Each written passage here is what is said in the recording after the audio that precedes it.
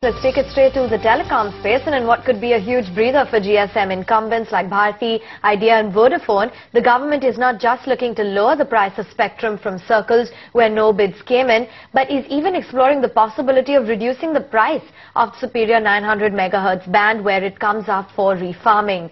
Let's get in Gauri Dwivedi, who now joins in from New Delhi with the exclusive details. Gauri.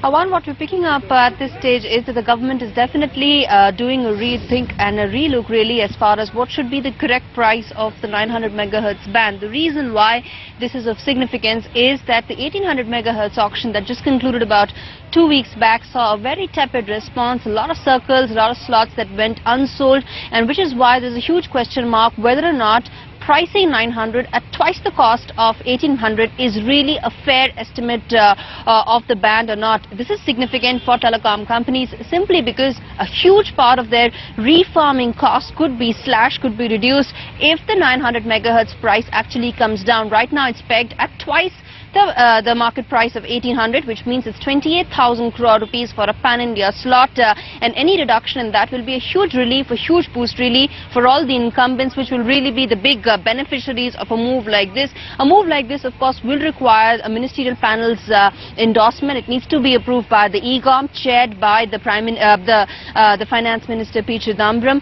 More importantly, the 900 MHz auction comes up in all probability in May 2013. So you're talking about quick decision making that is expected by the government in the next couple of months, which could see the price of 900 MHz definitely coming down, which could impact the incumbents very significantly. 900 MHz is of course a superior band, which will also mean a reduction in their capex and opex.